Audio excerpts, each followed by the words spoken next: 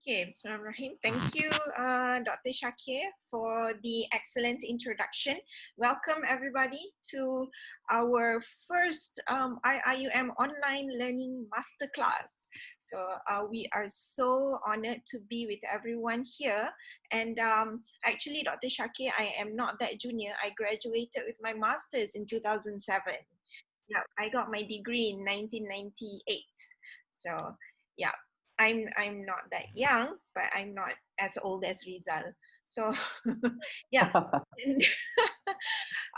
See, the four of us here, we have been doing a lot of workshops together outside of IIUM and actually inside of IIUM. If any of you are familiar with Rizal, Nadzrin, and Zaid, they always are here for workshops under CPD and CTL, and also for basic teaching methodology courses. So they are always hanging around IIUM.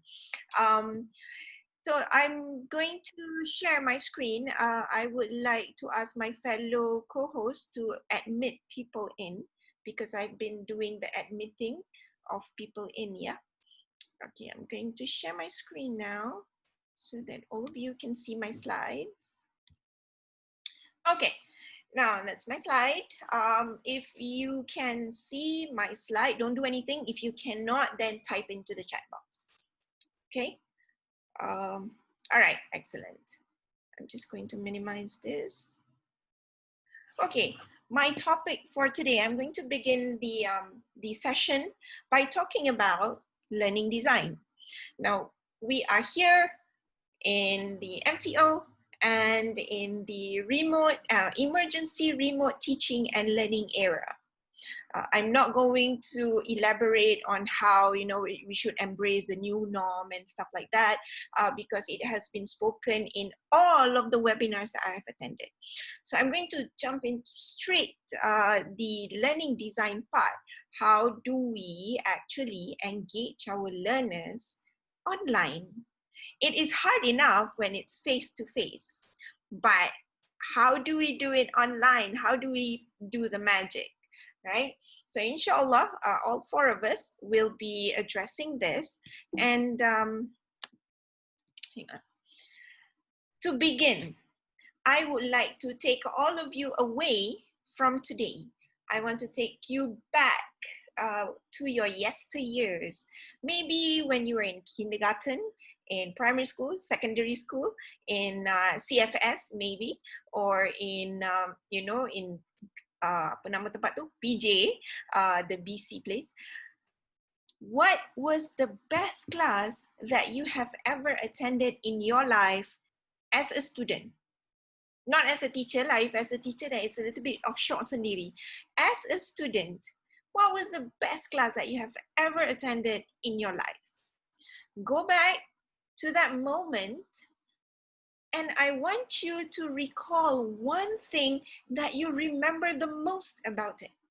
Okay, what did you remember? Did you remember which chapter you learned? Did you remember your friend? Did you remember that somebody brought cake? Now I want all of you to type in to this response system called menti.com. Go to www.menti.com, enter the code 923408. And describe briefly, just very short, don't write me a novel here, one thing that you remember the most about that best class that you have ever attended as a student. Okay, tell us, you know, I remember that, you know, I had to stand on the chair or something like that. What was it? What was it that you remember? Okay. Right, hang on. What was the number again? Okay, hang on. Resume share. Okay, I'm going to reshare my screen because it's not sharing that screen. Okay. Okay, it's this screen. Describe one thing and go to www.menti.com and use the code 923408. www.menti.com 923408, and describe what did you remember the most. Okay, just in a few words. Let's see. For me, I remember when Dr. A.R. Othman spoke about monkeys. Oh my, okay. My funny lecturer, all right. So we've got somebody who has a funny lecturer there. Then for me, I remember my BM class when I was in Form 5. The whole class had to do an assignment, but none of us did it because it was so difficult. So that day we had to stand on the chair. The whole class, Form 5, the whole period of BM, we had to stand on the chair. And then our teacher called all of the teachers, called everybody to do like a field trip to our class. So that was my, the thing that I remembered the most about my class. Teacher was pretty, able to do triple integration. Oh my, all these math people, so weird. Class during field trip at a museum way back, having to experience an earthquake. Marketing by Dr. Zainuddin, the best group assignment and presentation ever. Matriculation teacher bring chocolate. Public speaking, storytelling, the lecturer, lively discussion in class, poetry recitation. Yes, people remember things that they had to do in front of public. I can vividly remember sleeping during the class. That's probably not your best class, is it?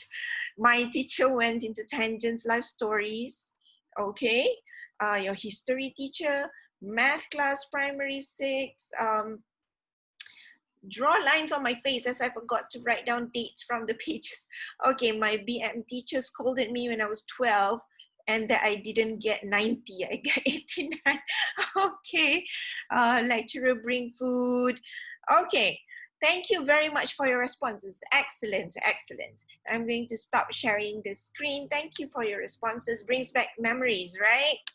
Okay, now the thing is, what do you see in common just now with the responses?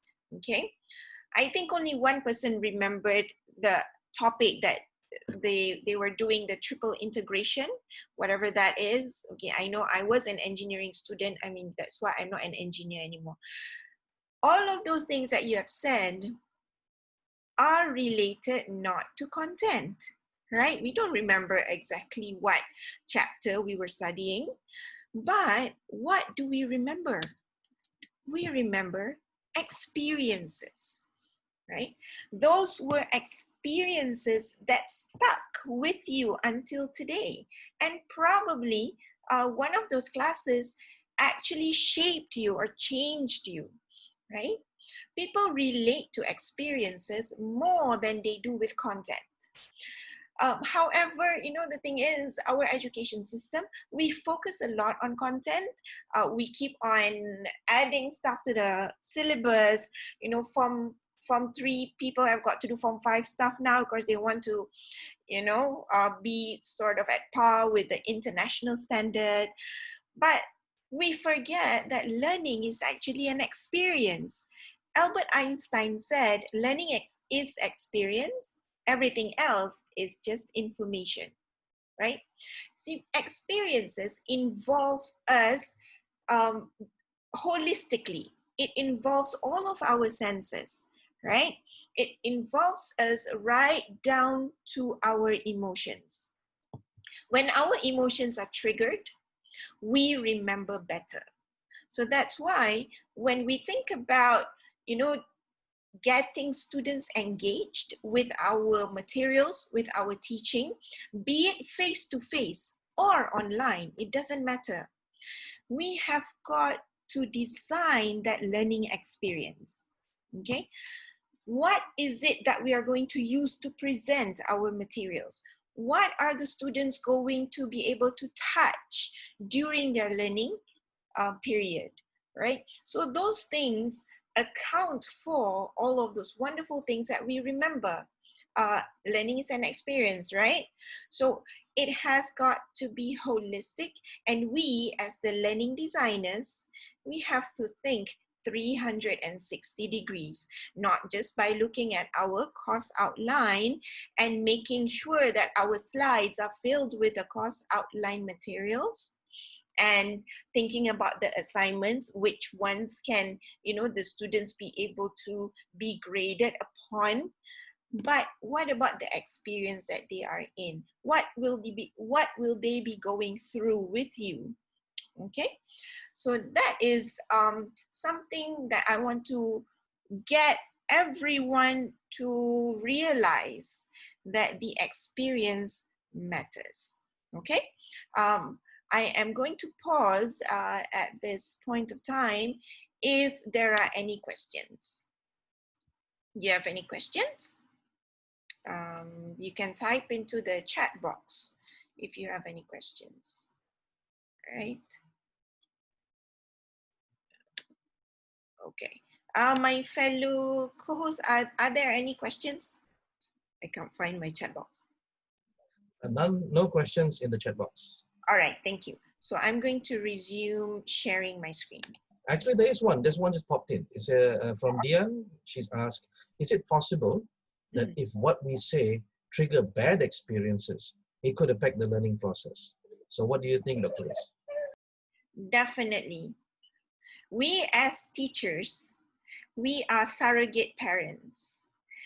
Our students see us as parents actually, and whatever that we say, whatever that we do has a lifetime effect on them, or whatever that we don't do will affect them, let alone what we say. And if we say something bad, right? If we scold them, if we say that, oh my goodness, you're no good at this, it will, even though it is, it might seem like a touch and go for us because we have got so many students that we are dealing with. We might not even remember that moment, but that student remembers until the end of his or her life. Just like what you have shared just now. What did you remember? You remember the teacher was pretty, the teacher was awesome, the teacher. See, it's like mostly it's about the teacher, right? We are affecting their lives, whether we remember it or not, they will. Okay, I hope that answers your question. Thank you very much. That was a very interesting question. Okay, I'm going to go to the next slide. So now we're talking about all of this. I've got to create my experiences and stuff like that. Where do I begin? Start with why. One of my favorite authors, Simon Sinek, I was making a remark to Nadzrin. If you all get to know Nadzrin well, he will probably be the next Simon Sinek probably in 2 or 3 years' time. I don't know. That's my prediction. Start with why. Now why to? We are all IIUM here. Now why to? Why do we enter the class in the first place? Why are we teaching in the first place? So we ask ourselves, we know our topic, we know our subject matter. We are an expert at probably biochemistry, we're an expert at a microorganism or whatever. But why am I going to teach it to somebody else? Why am I doing this? Why do I have to teach this particular topic? Triple integration. Why does my student have to know triple integration? This is where we begin. When I conduct workshops, when I ask the question, why are you teaching this? A lot of people say, oh, because it's in the syllabus, because it's a prerequisite, because they need to have this piece of information in order to solve another problem. Go deeper, go beyond that. They have to learn this because it is a piece of ilmu that is going to complete like another set of ilm, another body of ilm.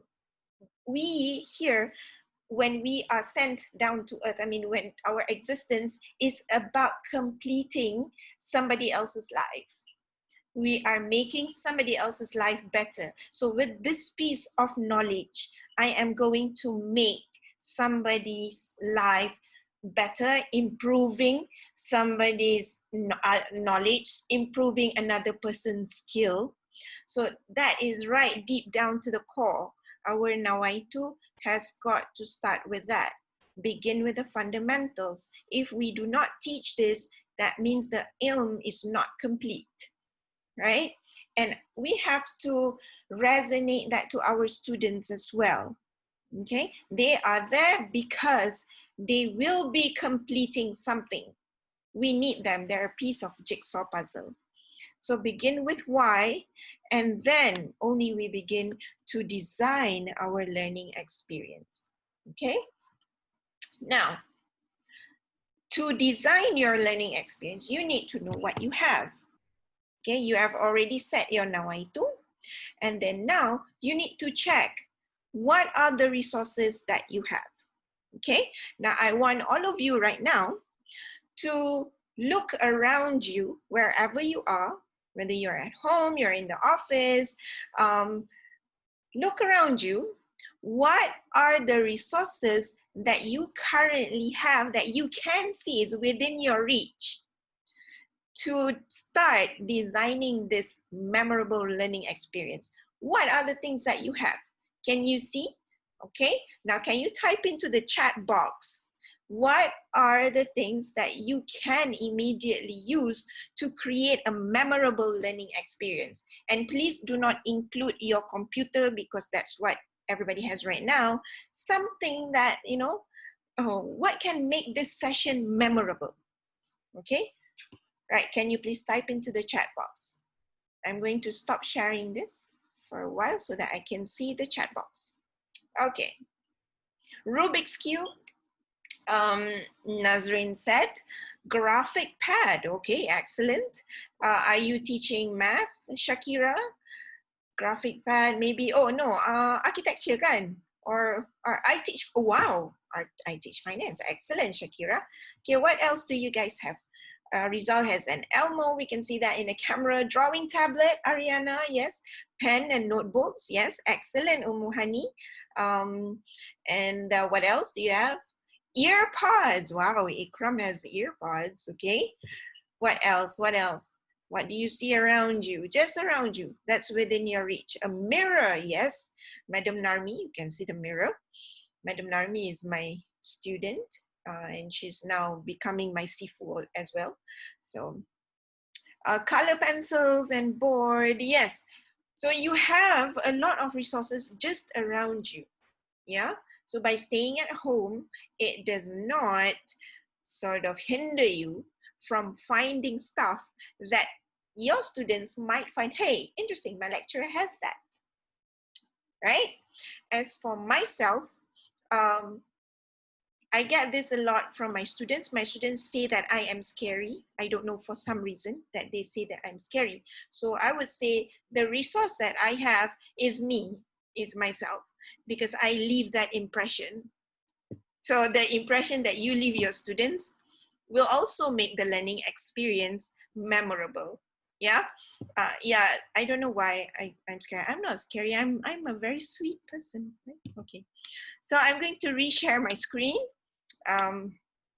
Check your resources, okay?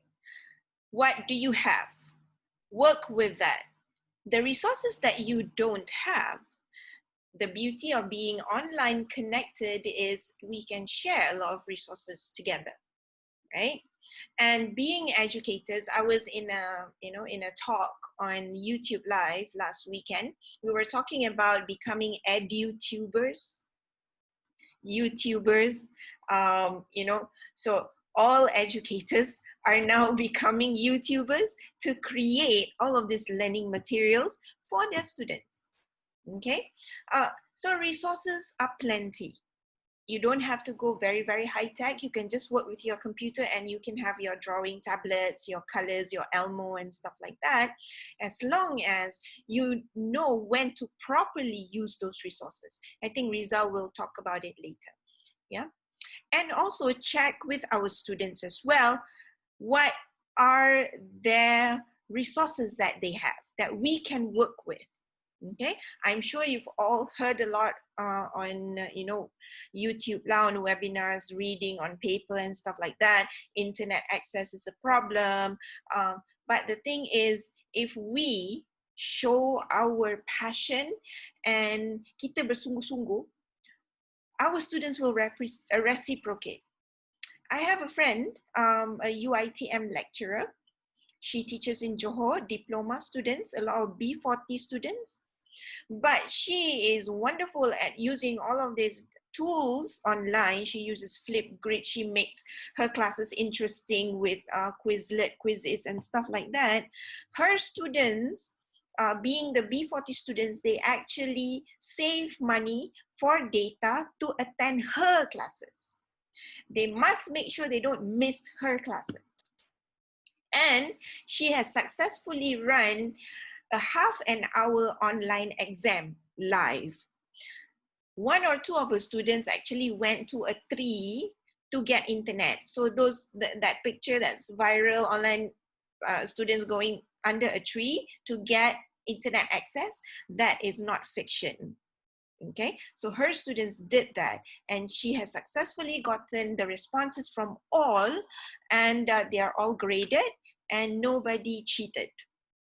So that's how much impact we as educators can leave to our students. Back to the question just now, right? So check your resources. Now, once you have checked everything, okay, now I2 is right, you've got your resources.